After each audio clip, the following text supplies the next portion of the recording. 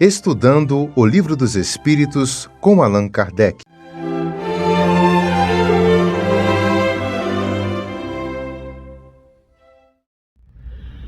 Boa noite a todos, que Jesus nos abençoe. Vamos juntos fazer o estudo do Livro dos Espíritos na sua questão 100, escala espírita. É interessante, né, essa lição que Allan Kardec nos proporciona. Ela é um pouco extensa, nós vamos fazer um breve resumo, né, dessa classificação, na qual os espíritos fazem, né, sobre o grau de adiantamento evolutivo dos espíritos. Isso em relação ao espírito geral, não é só em relação à Terra, né, é a escala evolutiva do espírito, desde a fase, né, humana, quando ele entrou, né, a fase humana, até na angelitude. Então nós vamos ver nessas observações preliminares em que Allan Kardec, né, faz essa análise. A classificação dos espíritos se baseia no grau de adiantamento deles, nas qualidades que já adquiriram e nas imperfeições de que ainda terão de se despojar-se. Esta classificação, aliás, nada tem de absoluta. É uma classificação que, dependendo, né, do espírito, essa análise se modifica. Essa análise, né, varia de conformidade de quem a está fazendo. Mas podemos, né, informar que, de forma geral, maior ou menor número de classe pode existir conforme o ponto de vista de onde se considere a questão. Dá-se aqui o que se dá com todos os sistemas de classificação científica, que podem ser mais ou menos completo, mais ou menos racional, mais ou menos cômodo para a nossa inteligência. Seja, porém, quais forem, né, essa escala que forem usada, ela nada altera as bases da ciência. Essa classificação, ela vai servir de orientação, que seriam em 3 escalas, no geral, para classificar-se, né, os espíritos existentes no universo. Os espíritos em geral, esses espíritos superiores que escreveram para Allan Kardec, admitem 3 classes, 3 categorias principais, ou 3 grandes subdivisões. Na última, em que fica na parte inferior da escala, onde estão os espíritos imperfeitos, eles são classificados, analisados, pela característica onde se predomina a matéria sobre o espírito, com séria propensão para o mal. Então, nessa base, nos espíritos imperfeitos, estariam quase que a totalidade dos espíritos reencarnados no planeta Terra. Na segunda subdivisão desta 3 categorias analisadas, os espíritos já não têm mais a injunção da matéria. A matéria já não predomina sobre eles, eles dominam a matéria. E a característica principal, eles já desejam o bem. E não ao contrário, né, da classe inferior, que já tem uma propensão para o mal. Essa segunda classe, então, eles têm o desejo do bem. E nós temos, finalmente, a primeira classe, que compreendem os espíritos puros, os que atingiram o grau supremo de perfeição. E é interessante observar que quando falamos em perfeição, essa é a perfeição relativa, pois não existe a perfeição absoluta, somente ela existe em Deus, o Criador. Porque se ela existisse, os espíritos, conforme alcançariam a sua perfeição, se tornariam então igual a Deus. Então existiriam vários deuses, né, no universo. E isso não é possível. Então a perfeição, nessa categoria, nessa escala dos espíritos puros, é uma perfeição relativa. Essa divisão segundo Allan Kardec, nos pareceu perfeitamente racional e com caracteres, né, bem positivados. E só nos restava pôr em relevo, mediante subdivisões que eles fizeram, né, em número suficiente, de matizes, né, principais para o conjunto. Então quer dizer que os espíritos fizeram essa classificação obedecendo, né, a escala desses 3 subdivisões para nos dar uma noção maior da evolução, como ela se processa. Nós também gostaríamos de analisar que no planeta Terra, né, em que nós estamos, os espíritos, quase na totalidade imperfeitos, quando desencarnamos na vida espiritual, essa classificação a gente poderia fazer uma análise, né, nos 2 sentidos. Na vida espiritual, o homem primitivo, que seria aquele homem que o espírito ainda totalmente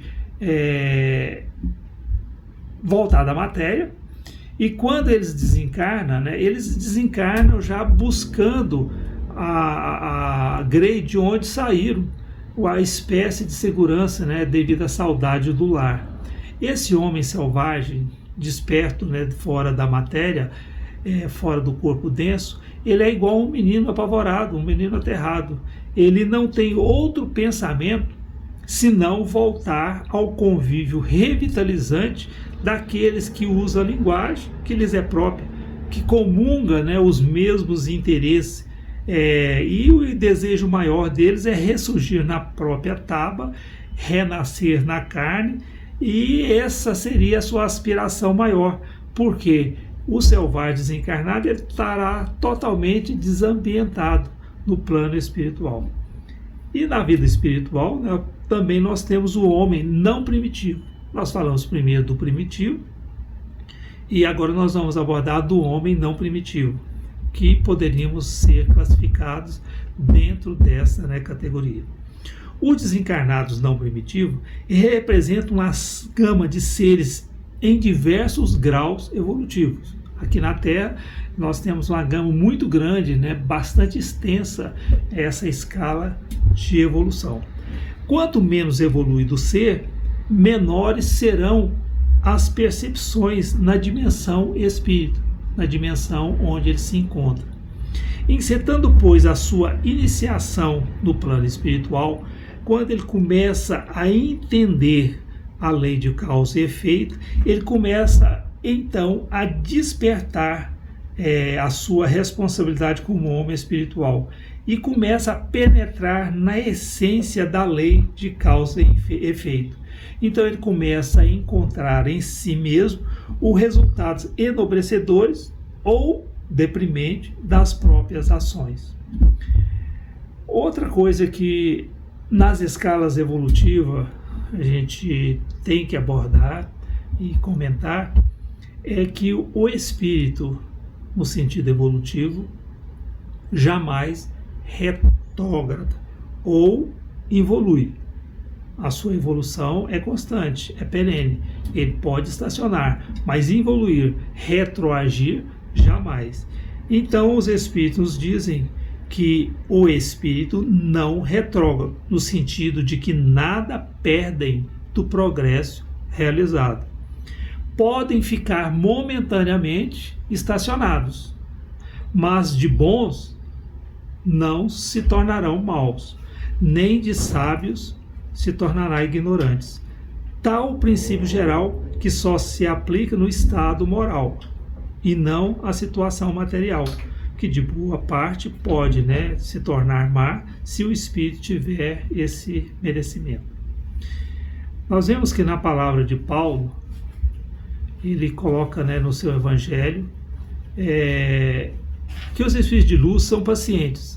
E ele foi, né, naquela mensagem bastante esclarecedora, que os espíritos de luz em todas as manifestações são benignos, não invejam, não se orgulham, não se mostram leviandade, não se ensoberbecem, não se portam de maneira inconveniente, não se irritam, não são interesseiros, não guardam desconfiança. Não se folgam com a injustiça, mas se rejubilam-se com a verdade. Tudo suportam, tudo creem, tudo esperam, tudo sofrem. A caridade deles nunca falha, enquanto que para nós, um dia, as revelações gradativas terão fim. Os fenômenos cessarão e as provas terminarão por desnecessário. E eles nos dizem que, por ora, nós conhecemos em parte, e esse conhecimento ministrado pelos Espíritos superiores, esse Espírito de luz, acompanha-nos constantemente, porque através desse devotamento a nós, eles sabem que em matéria de espiritualidade superior, quase sempre somos ainda crianças. Falamos, como criança, pensamos quais crianças e ajuizamos infantilmente. Por quê? Porque falta-nos conhecimento nessa escalada evolutiva. E a gente coloca claramente, muito sabiamente, Allan Kardec faz um resumo dos ensinos dos Espíritos, em que ele coloca no primeiro item: Deus é a inteligência suprema, a causa primeira de todas as coisas. Ele é eterno, único, imaterial, imutável, todo-poderoso, soberanamente justo e bom. Há que ser infinito em todas as suas perfeições, porquanto, supondo imperfeito um só de seus atributos, ele já não seria Deus. Deus criou a matéria, que constitui os mundos. Também criou os seres inteligentes, que chamamos espíritos, encarregados de administrar os mundos materiais segundo as leis imutáveis da criação e que são perfectíveis por natureza. Aperfeiçoando-se, eles se aproximam da divindade. O espírito propriamente dito é o princípio inteligente. Sua natureza íntima nos é desconhecida. Para nós é imaterial, porque não tem qualquer analogia com o que chamamos matéria. Os espíritos são seres individuais, têm um invólucro etéreo, imponderável, chamado perispírito, espécie de corpo fluídico, tipo da forma humana, povoam o espaço e percorrem com rapidez do relâmpago e constituem o mundo invisível. A origem e o modo da criação dos espíritos nos são desconhecidos.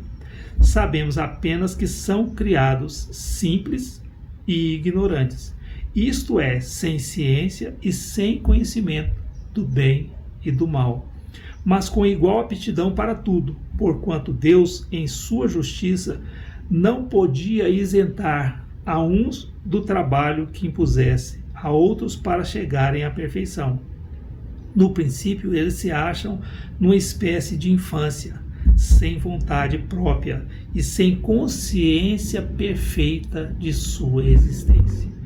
Então, esse resumo belíssimo que Allan Kardec nos proporcionou nos mostra essa necessidade da nossa evolução, de penetrarmos no conhecimento espírita, para que esse conhecimento faça com que nós venhamos a galgar a perfeição necessária para a nossa evolução. Obrigado.